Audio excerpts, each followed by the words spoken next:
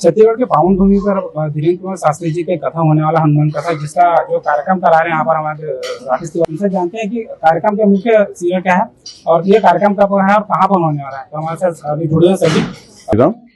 जी, मैं कार्यक्रम का संयोजक हूँ राकेश पांडे। हमारी सेवा समर्पण संस्था है जो पूरे छत्तीसगढ़ में कार्यरत है। इसी संस्था के माध्यम से हम ये कथा का आयोजन किए हैं। हमारे यहाँ 25 दिसंबर से 29 दिसंबर के मध्य में पंडित धीरेन्द्र कृष्ण शास्त्री जी का आगमन हो रहा है। कथा का श्रवण 2 बजे से शाम के 6 बजे के मध्य में है। स्थान जयंती स्टेडियम के पास में, और स्थल जो है वह निश्चित तौर पे सुविधाजनक, और इस बार हमने 11 प्रकल्पों के सेवा प्रकल्पों के साथ में एक बहुत वृहद पंडाल के साथ में व्यवस्था की है।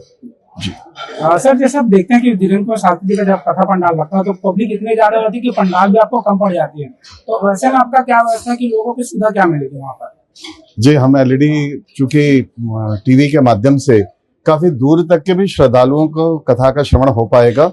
बैठने के लिए जिन जगहों पे पंडाल की व्यवस्था नहीं पहुंच पा रही है वहां भी हमने मैटिंग की हुई है ताकि लोग नीचे बैठ करके और सुविधाजनक ढंग से कथा का श्रवण कर पाए।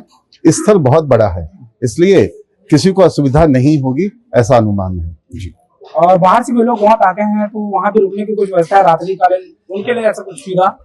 रात्रिकालीन सुविधाएं रखी गई हैं और साथ ही साथ में रुकने की व्यवस्था के साथ भोजन की व्यवस्था, साफ सफाई, चिकित्सा की व्यवस्था, और यदि कोई दिव्यांग है तो उनके लिए व्हील चेयर, और साथ में हमारे स्वयं सेवक उनको सहयोग करेंगे।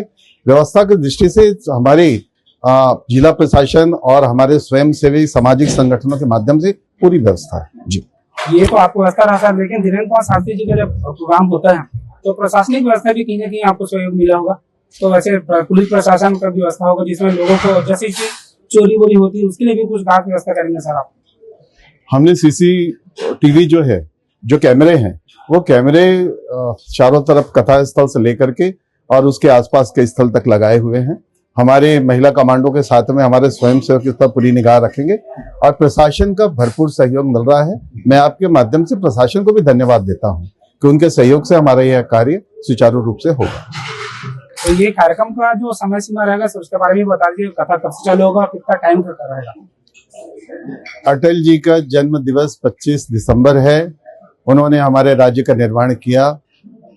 25 दिसंबर को हमारे कथा की शुरुआत होगी और साल की समाप्ति होने का समय 29 जो दिसंबर है उस समय हमारी कथा की समाप्ति होगी।